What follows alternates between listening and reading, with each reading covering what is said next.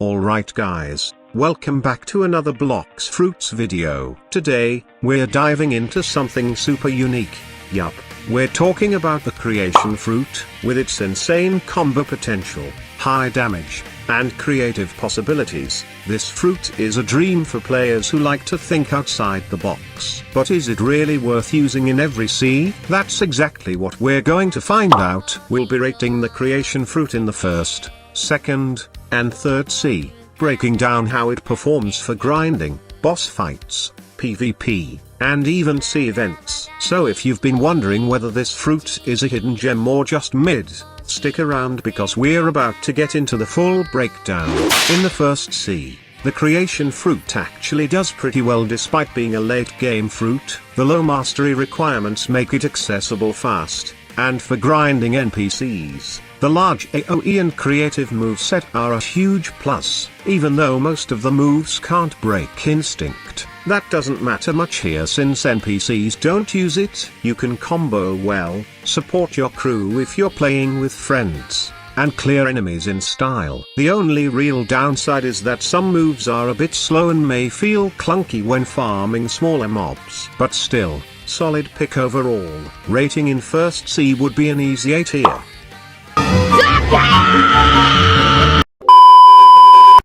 Now in the second sea, things start getting more competitive, and creation really starts to shine for the right players. The fruit's high damage and combo potential help in PvP and against bosses like Don Swan or Cursed Captain. Its support capabilities make it valuable during raids, and if you're playing in a squad, you'll love how useful it is. However, the instinct issue becomes noticeable here, especially in PvP. You'll struggle against players who can dodge all your fancy setups. Also, lag might be a concern on weaker devices due to the flashy effects. Still, if you're smart and creative, you can really make it work. Rating in second sea, B+ tier. Alright, now the third sea is where fruits really get tested, and creation becomes a bit of a mixed bag. It's amazing in boss fights, especially against tanky raid bosses like Tyrant of the Skies, thanks to its large AoE and team support.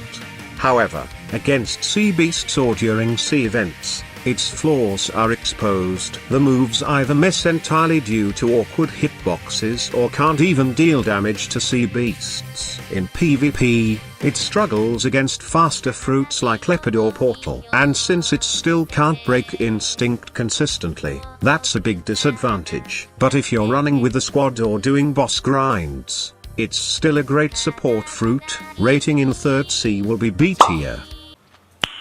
Nice. So overall, the creation fruit is not your typical power pick, but for those who love strategy, team play, and stylish combos, it can be seriously fun. It's just not for everyone. But one thing's for sure, this fruit is never boring. With its creative mechanics and flashy abilities, you'll always find new ways to play, combo, and experiment. It keeps the gameplay fresh and engaging every time you use it. In part 3, we'll rate the newly reworked Gravity Fruit. So excited! So excited! So excited! So make sure to subscribe so you don't miss it.